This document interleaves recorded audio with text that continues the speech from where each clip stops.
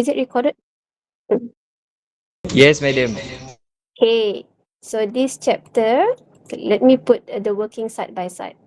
Okay, so this is about classical assumption.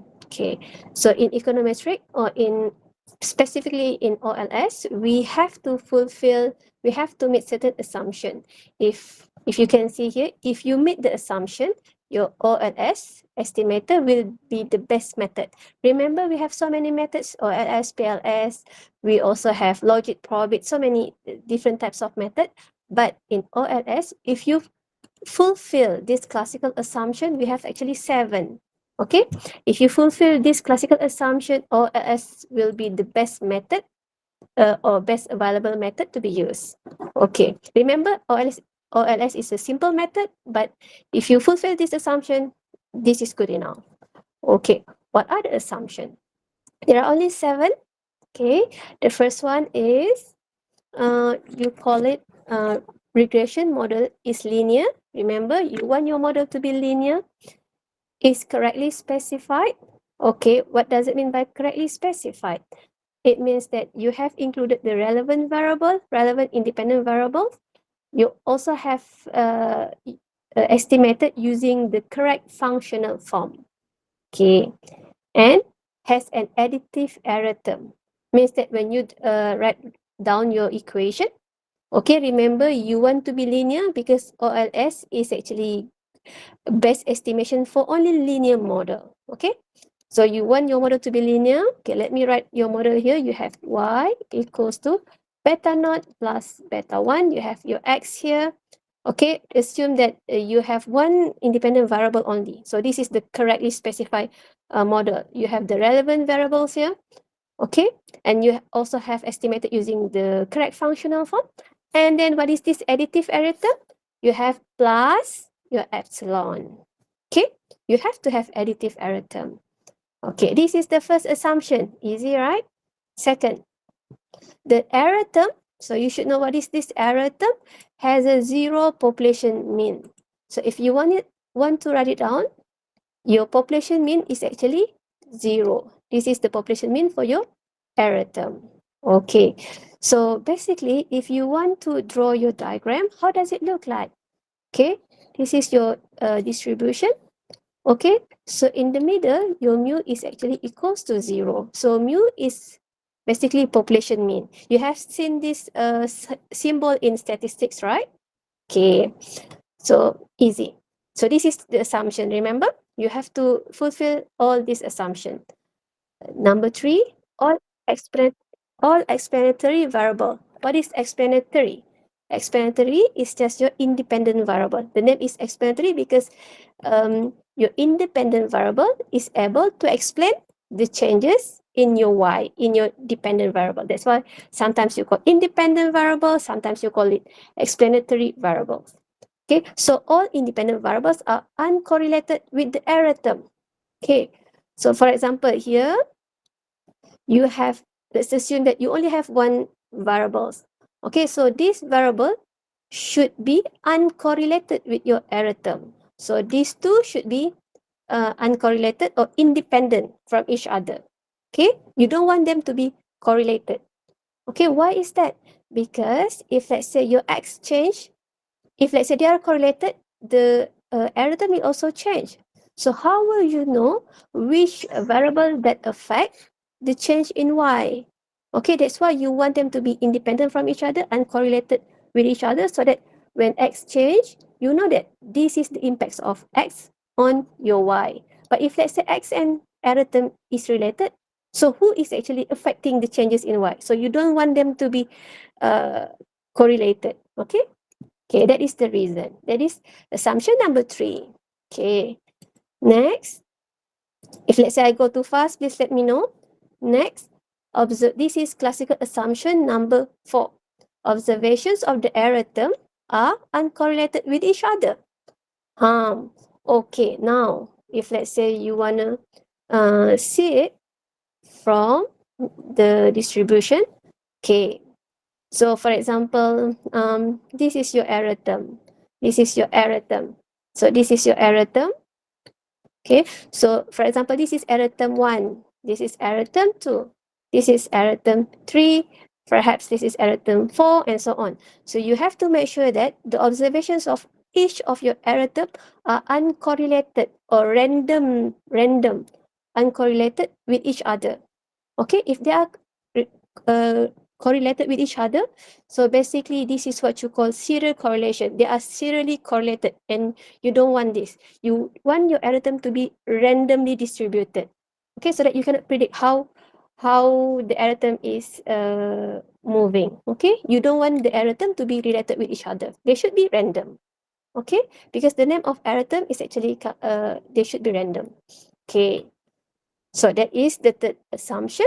This is number fourth assumption. Number 5, the error term has a constant variance. Okay, you don't want to have heteroscedasticity. Remember last time I talked about, somehow I accidentally talk about heteroscedasticity. Okay, we have a specific chapter for this. So at the moment, I will just explain the general idea. So your error term should be should has a constant variance. So if you want to put here the variance, right, should be constant for your error term. Okay, if your error term is not, the variance is not constant, so you will have heteroscedasticity issue. You want it to be homoscedasticity. Okay. Next, no explanatory variables or no independent variable is a perfect linear functions of any other independent variable. What does it mean? Okay. Maybe I should use a different a new shape. Okay, so this is your y equals to beta naught plus beta 1. Perhaps you have x1 plus beta 2. You have x2 plus beta 3. You have x3. Let's assume that you have 3 independent variable. So what does it say? No explanatory variable or no independent variable is a perfect linear functions of any other independent variable. So it says that, okay, let me use different color. This variable, the first independent variable, should be different from the second independent, and this is also should be different, means that they shouldn't be correlated with each other. Okay, if let's say they are correlated with each other, if let's say x1 increase, okay, and then when x1 increase, x2 will also increase. So you don't know which variables are affecting the changes in your y. So you should make sure that they are all uncorrelated with each other. Okay, they should be different. Okay, that's why if let's say you want to put the variables in your model, you should know that you should make sure that each independent variable is measuring different thing. Okay. So this is number 5, 6, 7. This is the last one. The error term. Well, we are still talking about the error term. We are so concerned about our epsilon, right? Remember, you put so many burdens, so many tasks on the error term. So that's why to get a better result, okay, so you have to make sure that your error term follows certain assumption. Okay, so what happened to the error term here? The error term is normally distributed. Okay, this is optional, but if let's say you have this, okay, what happened is that, okay, let me start from the first one. So if let's say this is your, let me write it here, classical assumption. Remember your classical assumption, you have classical assumption number 1 until 7. If you fulfill classical assumption number 1 until number 6, basically your estimation is called as, your model is called as blue. Wow, what is this blue? The color of my marker is also blue. Blue mean best. Okay, this is best. L is linear. This is U. U means unbiased. Unbiased. E is estimator. Okay, if you fulfill classical assumption number 1 until number 6, your model, your equation will be called as blue. You will get the best linear unbiased estimator. Right? Remember, you have the linear condition as well. But the moment that you include classical assumption number 7, your estimation will not become blue anymore. It will become BUE, Woo. What is that? This is best. U is estimate. E is estimator. Okay, now if you include the last assumption, basically, regardless whether your equation is linear or non-linear, you still will get the best result. Okay, so even though it is optional, you want to have the best result, right? Because if you fulfill classical assumption number 1 until 6, it will only become the best linear. If let's say you are talking about non-linear, it cannot be the best. But the moment you have the last one, regardless linear or non-linear, it will be the best estimation model. Okay, so done. We have covered 7 assumptions. Now, if you move to the next slide, then it will go into the details. Okay, let's see how many slides we can cover. Okay, so classical assumption number 1. So you have classical assumption number 1. What is it? Regression model is linear, correctly specified, and of course, don't forget your additive error term. So linear assumption means what is linear? Linear in your coefficient. What is coefficient here? Your betas. Your betas should be linear. Okay? So if you look at this equation, okay, beta naught, beta 1. So they all should be linear. Okay? So correctly specify, as I mentioned to you, you have to use the correct functional form. And also, you have to include all the relevant variable. So you shouldn't have omitted variable. If you have omitted variable, what happened? It will affect your error term because all the problems, all the uh, mistake will be absorbed by the error term. Remember, you don't want to have this kind of issue. Okay, I'll show later on why. Okay, and then you have to have additive error term. Okay, so additive error term means that the error term cannot be multiplied or divided by any other variable. Because sometimes in the error term, let me write it here. You have to plus error term, right? Sometimes some equation try to divide error term with whatever beta naught with any number 3 or so on. So the error term should be single by itself. This is what the assumption says. Okay. You always see your epsilon like by itself, right? It should be single by itself. Okay. So next. So assumptions a model must be linear does not require underlying theory to be linear. For example, here you have an exponential function, right? So you know what is exponential. So now you try to make remember you want the coefficient, the betas, to be linear. So what you're gonna do? You apply the natural log. You put the log for your dependent, and you also put a log for your variable. Okay. Now what happened is that if you want them to be linear, so the ln y, you just equate becomes y star, and the ln x, you make it become x star. Now you can see that your equation become linear. You have y star equals to beta naught plus beta 1 x star. So your betas, your coefficients are actually now linear. So remember, the linearity doesn't mean that your theory should be linear. Your theory can be non-linear, but when you put it into the equation, your beta look like linear. Okay, at the moment you have changed your exponential into linear. This is fine. You are actually meeting the assumption. Okay, next. Second assumption, error term has a zero population mean, right? So error term, of course, stochastic. Stochastic means the error term should be random. Okay, so your error term shouldn't have any pattern. You have increasing pattern, decreasing pattern. No, you want your error term, the observations of your error term should be random. Okay, so value of each observations of error term, of course, when you set is this random, so the value should be determined by chance, right? So some observation will be positive. So if you want to draw it here, because it says that the error term should have a zero population mean. Okay, let me draw a diagram. So the mu population mean is mu equals to 0. Okay, some observation you can have negative, some observation you can have positive. When you sum this all, the last answer will be mu equals to 0. That's why it says some observation will be positive, some will be negative. So the mean distributions of the error term later on will become 0. Okay. So next, if you look at the next slide, yeah, this is actually how it looks like, right? In the middle is 0, some negative, some positive, then you will get 0. Yeah, that's it. If let's say they ask you to draw how the 0 population means look like, okay?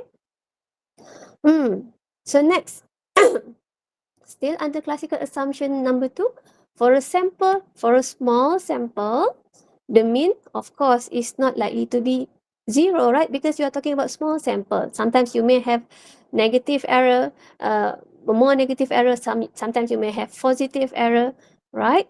But as a sample approaches infinity, when you are taking more sample, you have a large sample size, of course, the mean later on will approach 0. Okay. Next, including a constant term will ensure your classical assumption number 2 will hold. Wow.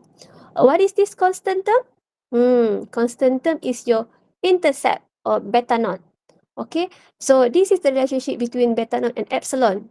Remember, you are talking only about epsilon. Epsilon is a single, one person. You put so many pressure, so many burdens on epsilon. So sometimes epsilon cannot take it anymore, right? You put everything to epsilon. Okay. So sometimes epsilon also need help from the beta naught. Okay. So that's why in this classical assumption number 2, they said that when you have included the constant term, your beta naught, it can actually ensure that classical assumption number 2 will hold. How does it work? Okay. This is your equation. Okay, normal equation. So this is your beta naught and this is your epsilon. Suppose your epsilon has a means of 3. Remember, you want the mean to be 0, right? You don't want it to be a positive number or a negative value. But now, your epsilon's mean, the population mean is actually equals to positive 3. Okay, this is how we read it, positive 3. It can be negative as well. If we add 3 to the constant and minus or subtract 3 from the error term, so remember, you want to make sure that your error term becomes 0. So what you're going to do, you plus 3 in the intercept, so beta naught plus 3, and then in the epsilon, you minus 3. So now, when you already minus 3, your positive 3 in the epsilon will become 0. So this extra from the epsilon will actually be absorbed, will be actually assisted by your intercept. Okay, this is the functions of your intercept. You also have to have the intercept. Sometimes people said that, why do I have this intercept? I already have my what we call my independent variables and epsilon. Epsilon can capture everything. But remember, there are so many things that you put in on the epsilon. That's why you also need the help from the beta naught. Okay. Next. Okay. Yep.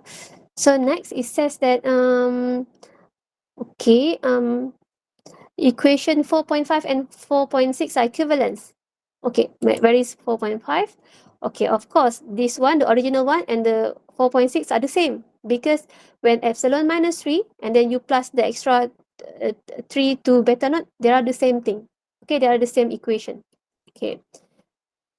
So equation, the previous one, the one that you have plus 3 and minus 3, can be rewritten as beta naught hat and beta naught star and epsilon star. Why do you have the star?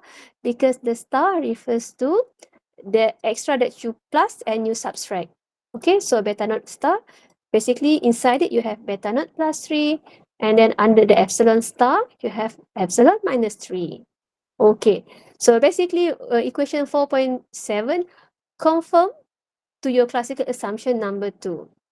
Okay, so remember, if your classical assumption number 2 is violated, so your constant term, your intercept, can actually absorb the non-zero means in your error term. And at the same time, the other coefficient, for example, you have beta 1, beta 2, whatever other coefficient will not be affected by this. Okay, because the intercept is actually helping the error term to absorb the problem. Okay, next. Now we are going to classical assumption number 3. Okay, remember we have 7. Now we are moving to number 3. Okay, so far so good? Hope so, right? I will only stop if you are asking me question. If you keep silent, I will assume that I can just proceed. Okay. Classical assumption number 3. What is it? All independent variables are uncorrelated with the error term. Remember, I mentioned the example just now. Okay. So let me use different color. Okay, you have to make sure that your independent variables are not related with your error term. Okay, so that you know which variables that affect the changes in y. Okay. So it says that the explanatory variables and error term are independent. Of course, they are different things. That's why they should not be correlated. So if let's say you violate this assumption, what happened? Your OLS estimates likely attribute some of the variation in y that is in the error term to x. Okay, so basically it says that you don't know if let's say these two are related. I mean, the independent variables and error term are related. You don't know which one is affecting the changes in y. So this can lead to bias in your coefficients estimates of x. Okay, because okay, you can see here. If let's say you should I use the same example? Okay, if let's say x and error term are related, right? Okay, so if they are related, when x change, increase or decrease, the error term will also change because they are related, right? So error term will also change. So what happened is that the coefficient, the betas in x will be biased because the coefficient will also affected by the change in the error term. So you don't want this, okay? So classical assumption number 3 is frequently violated when you omit the relevant or important independent variable. So what happened is that it says that it is normally occur because when you omit the important variable, I think I have to open a new one so that you can see in a clear picture. So let me rewrite here. Y equals to beta naught plus beta 1. You have x 1. Let me take another one. Beta 2, you have x2. And then you have epsilon, right? Okay. What happened is that when you omit the variable, for example, you have another important variable, which is not really beta, which is x3. Okay. The x3 should be important variable, but you forgot. You don't know that this is the importance or relevant variable. So what happened is that your beta, your x3 will be absorbed by your epsilon. Okay, so for your information, in many cases, the variables, the relevant variable, they have some not really perfect correlation, perfect correlation, but sometimes they have slight relationship between one another. Okay, so when this x3 is absorbed by the error term, what happened is that okay, so when x2 increase or change, the x3, because x2 and x3 may have some relationship, so x3 will also increase. Okay, so again, you cannot tell who is actually changing. Okay, so that's why you don't want to have these omitting variables, okay? Because omitting will be absorbed by error term, and when you try to change your independent variable to see the impacts on y, then the error term will also change because of this omitted variable. You don't want this, okay? Okay, because your result will be biased. Okay, next. Okay. You are in classical assumption number 4. Okay. Well, basically the assumption is like straightforward. It's like a reading part, right? So there is no mathematical equation attached to it. That's why I think it's very easy and quickly for us to keep moving. Okay, what is the assumption? Observations of the error terms are uncorrelated with each other. So your E, your error term, or epsilon, each of them shouldn't be correlated with each other. If a systematic correlation exists between the observations of your error term, OLS will be inaccurate. What does it mean? For example, if you draw a diagram, Okay, for example, this dot is your first error term. If let's say you have something like this, if you can see my dots, okay? Okay, you can see that there is an increase in error term, and after certain point, there is a decrease. So you can see a systematic correlation, increase and decrease. Or maybe sometimes you can see just increase in terms of the correlation. You don't want this, right? So if, let's say, you can see the pattern in your error term. So the dot here is error term 1, error term 2, and so on. If you can see the pattern, basically you have violated this classical assumption. Okay, if you have violated it, you call it serial correlation. Means that there is a serially correlated relationship between your error term. Okay, and normally for the serial correlation, it is very common in time series instead of cross section. It is less likely for the cross section to have this serial correlation issue or to violate this assumption. Why? Okay, remember I mentioned to you for the time series, for the cross-sectional data, we are talking about individual, different people, different houses. So, of course, the error term will be different. They are different from each other. They are individual person. But when you talk about time series, okay, you are talking about, for example, GDP. So, GDP of this year, of course, will depends on the previous year. GDP of the previous year will depends on the GDP of the previous year. So what happened is that when you want to draw a diagram, okay, let me open a new one. Okay, okay, so let's see. Okay, so when you talk about the GDP, okay, for example, this is GDP. This is the GDP. GDP. Well, this is the GDP in year. For example, we are talking about 5 years. This is not really 5 years, 2020. And then GDP in 2021. Okay, if let's say 2020 the GDP is positive, so in the next year, well, it will somehow maybe increase, okay, maybe better given the economic condition is better. So you can see the pattern, the GDP, the error term in terms of GDP, maybe will have a positive pattern, okay, maybe have a positive pattern. So for example, this is your GDP in year 2024. So it will depend in the previous year. If let's say in the previous year the GDP is performing well, so this year it also will be better, okay. So that's why in time series, they will have this issue because they are talking about the same variable, which is GDP. The only difference is that they are talking about the previous year. So you may have the issues of serial correlation in terms of the error term. Okay? But of course, you have a measure to correct for this, which we will cover next class. Okay.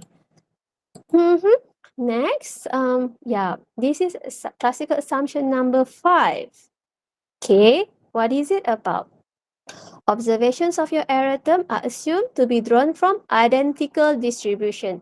This is like the what we call the systematic, not really systematic, what we call that, the bell curve shape. Okay, so like figure 4.1, figure 4.1. Let me see, where is the figure 4.1? This one. So basically you have identical distribution on the left side, on the right side, they are like mirror side. Okay, what do you call that? Symmetric. Okay, so I was thinking systematic, but it's symmetric. Okay, so where is it just now? Okay, so the observations of your error term are assumed to be drawn from the identical distribution. Okay, if not, if you are not collecting your observation from that identical distribution, what happens is that the variance is not constant. Remember, you want the variance to be constant.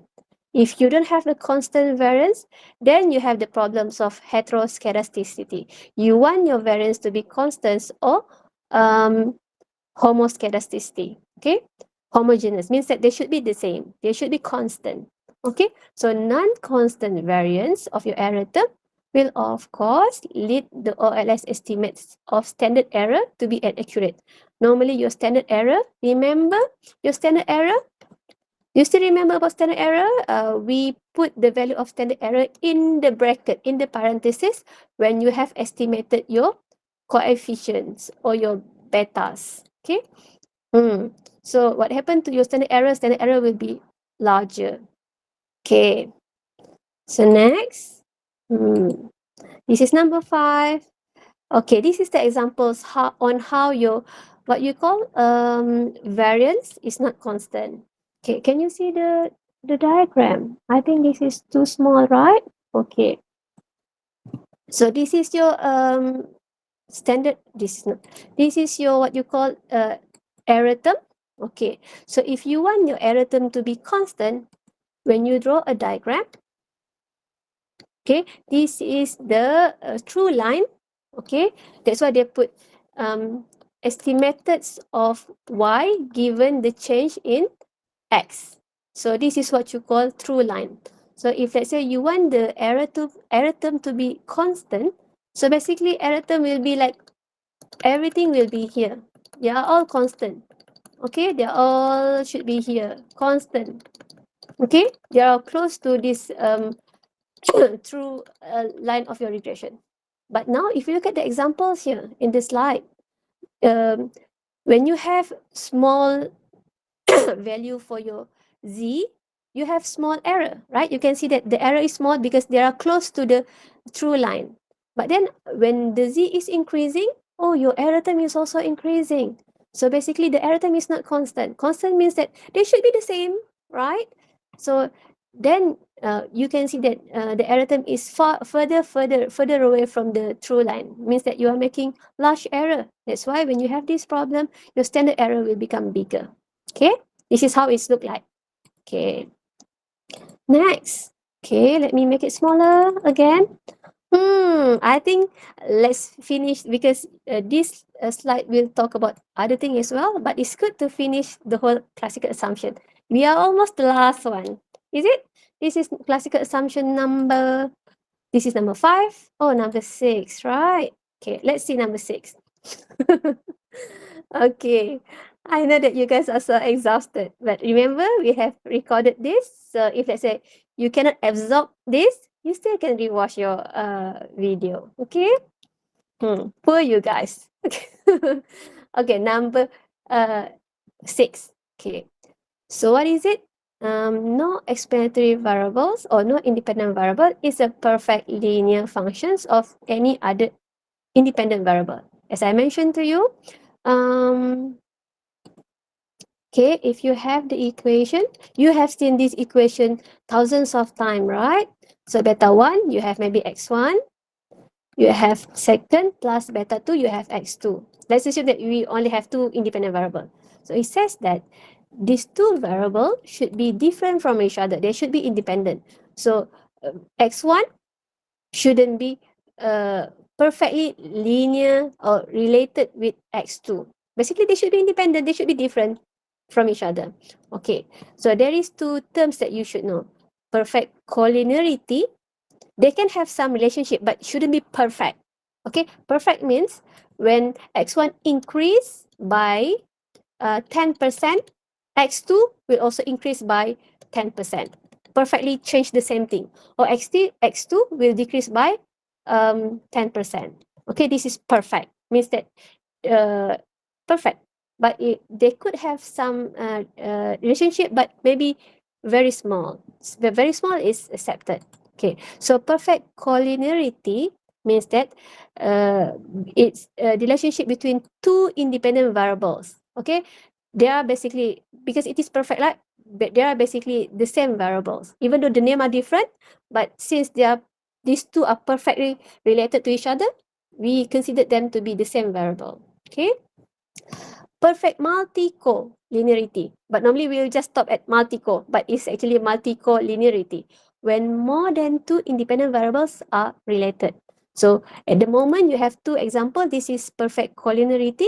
If you want to say multi-co, maybe you have another variable, beta 3, x3. Okay, so when your x1 increase or change, x2 and x3 will also change perfectly. You don't want that. So change means it can be increased or decreased. Doesn't matter. Okay, they also give you the examples. Okay, if sales tax increased by 7, total tax is basically your 7% increase in sales tax, you will minus with sale. So basically it says that your sales tax, if you want to put it as a variable, you shouldn't also include the sales because they are measuring very similar thing. Okay, so it just to tell you that if you want to select your independent variable, they should be different. Okay. So, well, this is the last assumption, right? Once we finish this last assumption, we can stop the class. Okay. This is number 7. Remember, number 7 is the optional. When you have this, you will get the BU, best unbiased estimator, regardless whether it is linear or non-linear. The error term is normally distributed. So you know what is normally distributed, right? It is like this. Okay. That's it. You have a symmetric model. Okay. So the next slide says that. So you are actually referring to the what we call normal distribution. But in normal distribution, sometimes they are not sometimes. Most of the time, they are not exactly the same, right? Even though they are symmetric, okay, symmetric or bell shape, but they may have different what we call characteristic. If you look at the first one, okay, isn't it too small? Yeah, let me make it bigger. Okay, there are both bell shape, also symmetric. They are symmetric means that they are mirror image, but they are not the same. The first one is flatter. Flatter means the variance. You can see the sigma squared, the variance is bigger. Okay, means that your error is more. Variance is measuring your error. Okay, the error is more. If you look at the second one, the variance is half, right? So, well, you may prefer the second one, perhaps because the variance is smaller. You love the smaller variance, but then when you look at the mu, well, the first diagram, the mu is equals to 0. Remember your population mean, you want it to be 0 so that you can meet the assumptions of number 2. Okay, how about the second one? Oh, the mu is 2. You don't want this, right? So different what we call distribution, but or normal distribution gonna have different characteristics. They are not the same, of course. Next, oh yeah. So we have covered 7 assumptions, right? Classical assumption. Yep, I think we can stop here and I will stop the recording so that you don't have to watch for a longer time. Okay.